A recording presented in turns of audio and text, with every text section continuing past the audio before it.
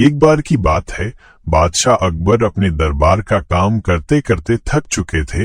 अब उन्हें कुछ मनोरंजन करने का सुझा। उन्होंने कई घंटों तक विद्वानों और विभिन्न धर्मों के नेताओं से बातचीत की थी।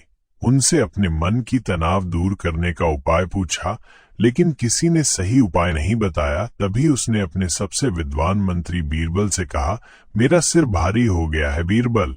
उन्होंने विद्वानों के चले जाने के बाद कहा, मैं इसे हल्का करना चाहता हूँ। कुछ दिनों की सवारी और शिकार से आपकी ताजगी लौट आएगी जहांपना। बीरबल ने कहा, बिल्कुल। अकबर बोले, लेकिन क्यों न इस बार कुछ नया किया जाए। क्या तुम जानते हो कि एक सम्राट के रूप में मैं केवल समझदार और काबिल लोगों से ही बात करता हूँ। क्यों न इस बार कुछ मूर्खों से मिल लिया जाए। बीरबल, शहर के सबसे बड़े 6 मूर्खों को ढूंढकर मेरे सामने पेश करो। बहुत समय हो गया है, हंसने का मौका नहीं मिला। बीरबल ने मुस्कान छुपाते हुए कहा, जी हुजूर, मूर्खों की कभी कमी नहीं होती।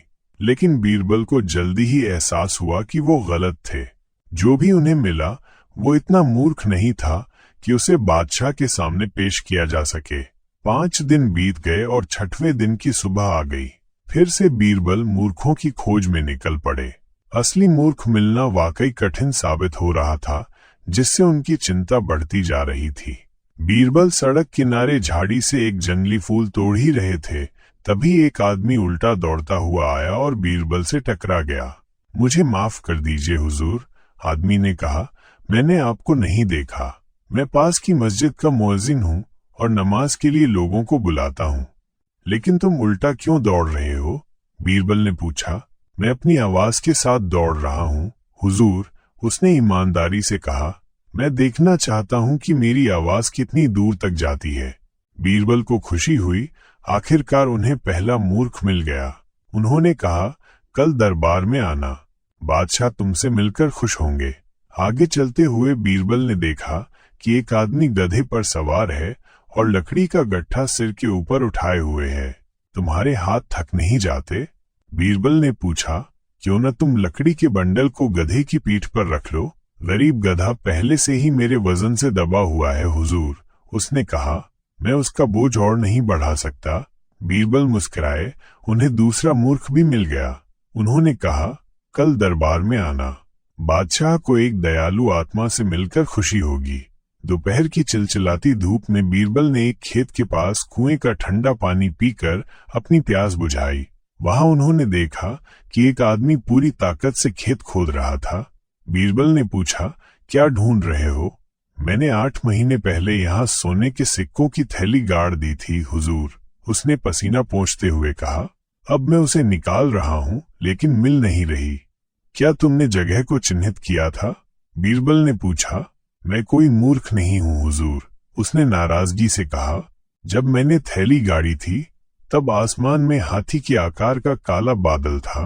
मैंने थैली उसके नीचे गाड़ी थी। अब बादल चला गया है, लेकिन मैं थैली निकाल कर ही रहूंगा।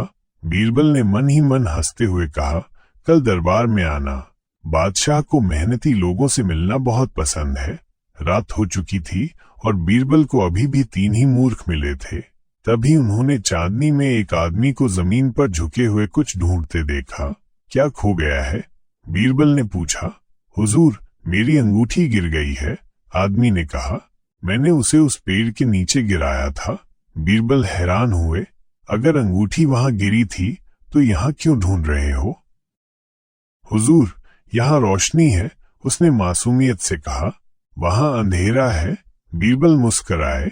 उन्हें चौथा मूर्ख भी मिल गया।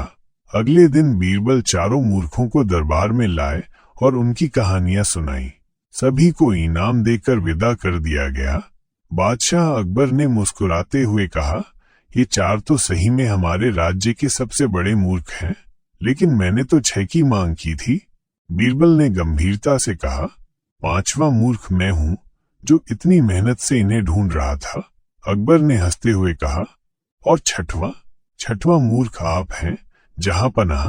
बीरबल ने सिर झुका लिया।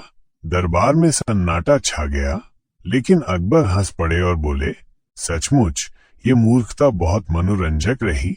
दोस्तों, कहानी मजेदार लगी हो तो वीडियो को लाइक करें और चैनल को सब्सक्राइब कर लें, ताकि इसी तरह मैं हर दिन मजेदार और नैतिक कहानी आपके लिए लाता रहूंगा। तब तक के लिए बाय बाय, जय हिंद।